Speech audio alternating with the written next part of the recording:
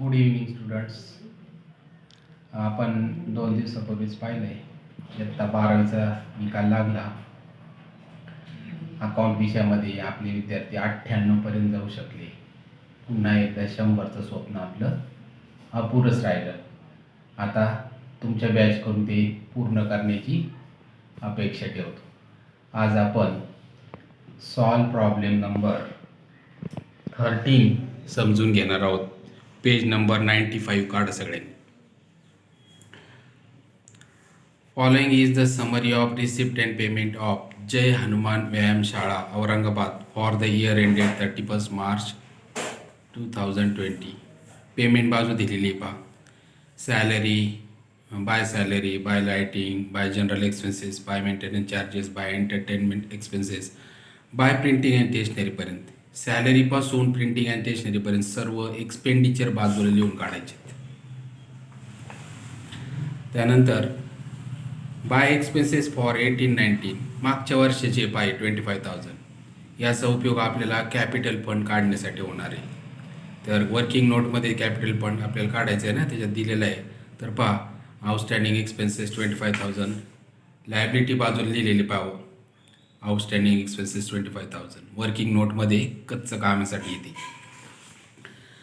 त्यानंतर इन्व्हेस्टमेंट ॲसेटला लिहायचं आहे 1,50,000.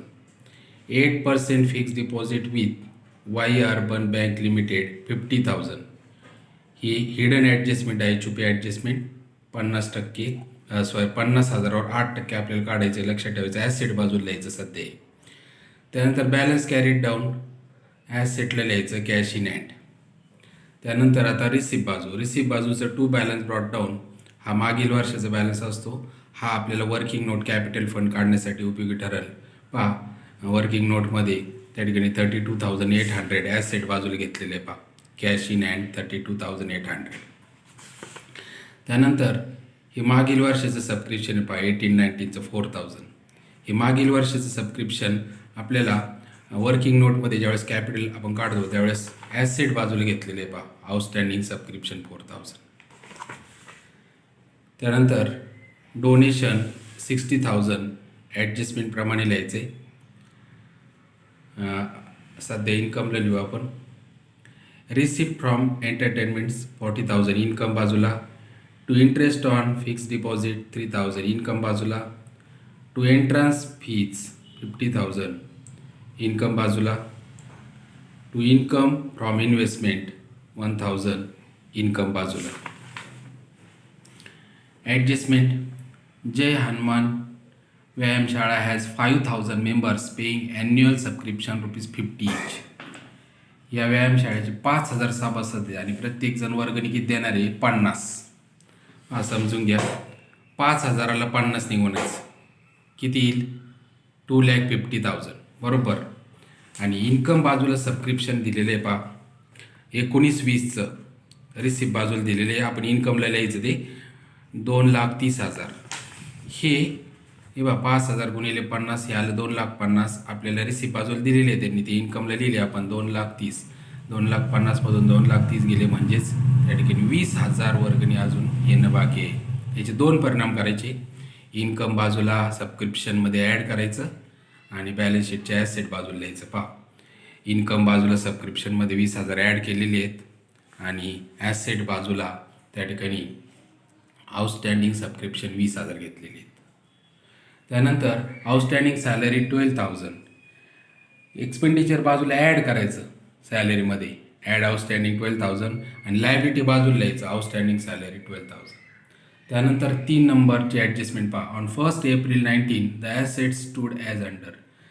ओपनिंग ॲसेट आहे, आपल्याला कॅपिटल फंड काढण्यासाठी याचा उपयोग होणार आहे. कॅपिटल फंड वर्किंग नोटमध्ये पहा ॲसेट बाजूला घेतलेले. लँड अँड बिल्डिंग 70,000 घेतलेले आहे. फर्निचर 45,000 घेतलेले आहे. आणि हेच आपल्याला परत ॲसेट बाजूला आपले जे बॅलन्स शीट आहे तिथं पण लिहायचं आहे. लँड अँड बिल्डिंग 70,000 आणि फर्निचर 45,000. त्यानंतर त्याच्या खाली दिले पहा depreciate the above asset at 10% per annum.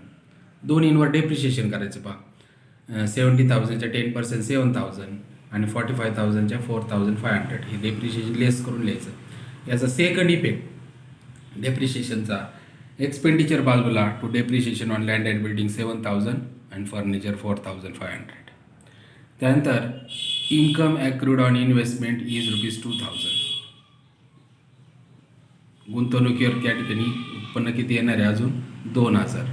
पहा इन्व्हेस्टमेंट ॲसेटला लिहिलेले आहे पहा, त्याच्यात ॲड करायचं, ॲड ॲक्रूड इन्कम आणायचं 2,000.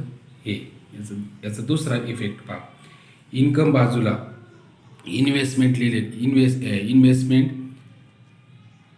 इन्कम फ्रॉम इन्व्हेस्टमेंट आपण अगोदरच 1,000 लिहिलेले आहेत रिसिप्ट बाजूचे, आणि त्याच्यात ॲड आउटस्टँडिंग किती करायचे 2,000, टोटल बाहेर घ्यायचे 3,000. हे 2,000चे 2 इफेक्ट सांगितले.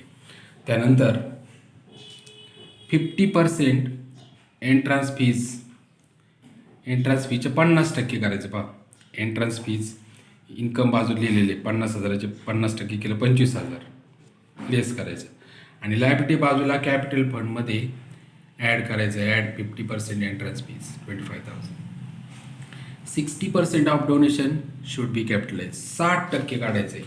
डोनेशन पहा आपण लिहिलेले इन्कम बाजूला 60,000, याचे 60% काढायचे पहा. 60,000चे 60चे 100 केलं, हे 2 शून्य गेले, 2 शून्य गेले, हे 3 शून्य 6 6 36,000 बरोबर.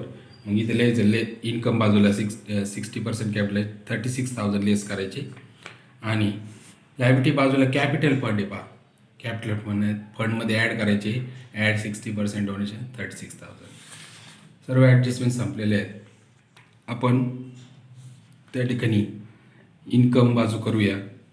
इन्कम बाजूची टोटल केली, पण एक ॲडजस्टमेंट आपली राहिली पहा, ती छुपी ॲडजस्टमेंट तुम्हाला सांगितलं होतं मी, हे की नाही, fix interest on fix deposit, ती समजून घ्या पहा. फिक्स डिपॉझिट किती दिलेले आपल्याला ॲसेट साईडला लिहिलेले पहा आपण, ते 50,000 दिलेले बरोबर, 50,000. याच्या 8% करायचं. 8% म्हणजे 8चे 100, हे 2 शून्य गेले, 500ला 8ने गुणल्यावर किती येईल 4,000. परंतु आपल्याला रिसिप्ट बाजूला त्यांनी आपण ते मांडलेले आहे पहा. इन्कम बाजूला रिसिप्ट बाजूला एफ डी किती दिलेले त्यांनी 3,000 ऑलरेडी दिलेले, व्याज येणार आहे 4,000, परंतु 3,000 आलेले, म्हणजे अजून किती बाकी आहे 1,000. हे 1,000 इन्कम बाजूला ॲड करायचं पहा. फिक्स डिपॉझिटमध्ये आउटस्टँडिंग इंटरेस्ट 1,000 ॲड करायचं. आणि ॲसेट बाजूला याचं सेकंड इफेक्ट 8% फिक्स डिपॉझिटमध्ये 50,000मध्ये ॲड करायचं, ॲड आउटस्टँडिंग इंटरेस्ट 1,000 अशी टोटल घ्यायची. आता ही हिडन ॲडजस्टमेंट झाली. आता आपण ही टोटल करू शकतो. ही 3,46,000, इकडे लिहायचं 3,46,000. हे सगळे एक्सपेंडिचर याच्यातून वजा करायचे, आणि जो फरक येईल त्याला म्हणायचं to surplus 1,60,000 excess of income over expenditure. हा सरप्लस आपल्याला इथं ॲड करून टाकायचा.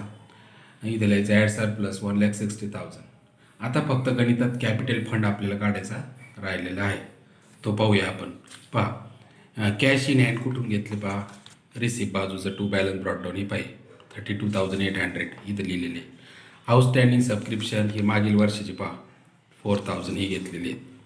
आणि लँड अँड बिल्डिंग इथं दिलेले त्यांनी, ओपनिंग ॲसेट ते मागील वर्षाचेच आहेत इथे घेतलेले पहा 70,000. आणि फर्निचरसुद्धा 45,000. याची बेरीज केली 1,51,800. आणि आउटस्टँडिंग एक्सपेन्सेस कुठून घेतले आहेत, हे पेमेंट बाजूला दिले पहा मागच्या वर्षाचे 25,000 हे इथं घेतले. ह्याची बेरीज केली, याच्यातून हे 25,000 वजा केले, जो फरक येईल त्याला म्हणायचं कॅपिटल फंड, तो आला 1,26,800.